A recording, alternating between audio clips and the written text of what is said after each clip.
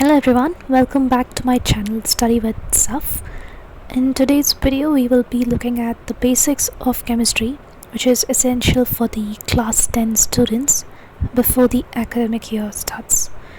This is the part 1 of the series, so let's get started. The basic flow of this video is going to be in this manner. We will start with the definition of matter, touch upon its physical and chemical types, and then end with the video by talking briefly about the various types of elements and compounds. So let's get started. So starting off with the definition of matter, it is dependent on two factors: whether or not it has any mass, or in simple layman terms, whether it has any weight, and the second one being if it occupies any space. If anything occupies space, we say that it has volume.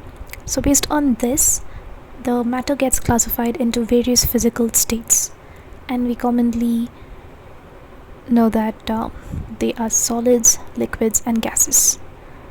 So solids, they have both fixed shape and volume. Liquids, on the other hand, do not have a fixed shape and take the shape of any of the container it is placed in, and gases, on the other hand, have both no fixed volume and no fixed shape. This is based on a high level understanding of matter. When the structure of the matter is looked closely, we see that it is made up of millions of tiny particles called atoms and molecules. Another term which needs to be noticed is the words rigid and fluid.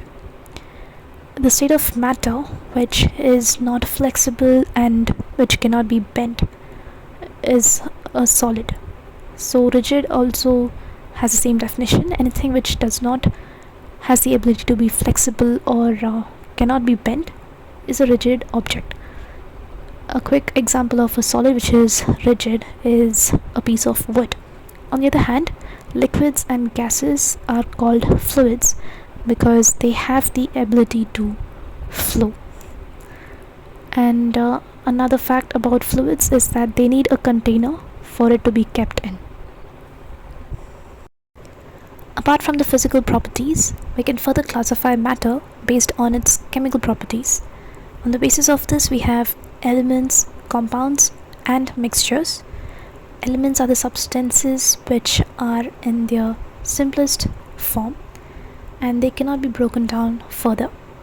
An example of an element is iron, copper, sulfur, etc.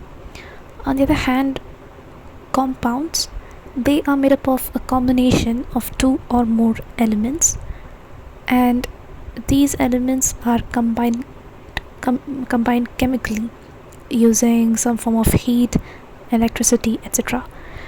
And the third classification is called mixtures, in which it is a combination of two or more elements and compounds. And the main difference being, here these compounds and elements, they are not mixed or they are not combined together chemically. Example of compounds can be water, sodium chloride, etc., which get formed chemically using two elements. In the case of NaCl, it is sodium and chloride, and in the case of water, it is hydrogen and oxygen.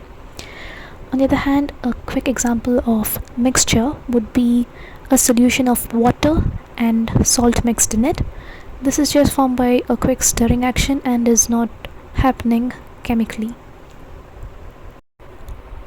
Finally, looking at the classifications of elements and compounds, both elements and compounds are said to be pure substances because they are made up of the atoms and molecules of the same kind. And elements can be further divided into metals, non-metals, and metalloids. The factors or the properties based on which this classification happens is because of the property of ductility, malleability, and whether or not it conducts electricity.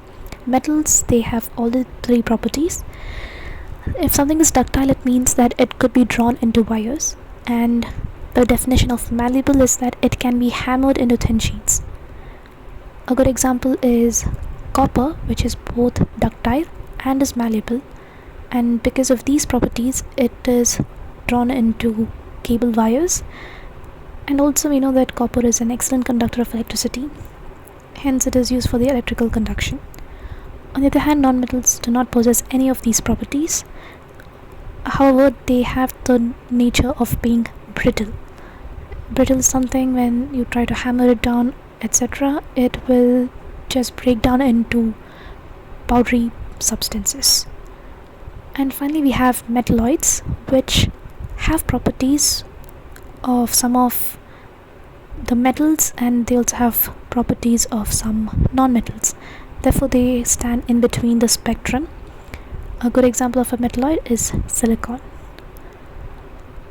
That was about the elements. And finally, coming to compounds, they can be further classified into acids, bases, and salts. These will be covered in the later chapter of class 10.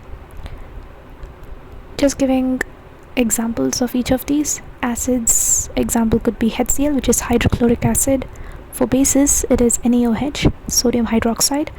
And for salts, it is NaCl, sodium chloride. Let's stop the video at this point. Please stay tuned for part 2 of Basics of Chemistry for class 10 series. In the meantime, if you found the video helpful, do drop in a comment, like, share, and subscribe. I will see you guys soon. Bye bye.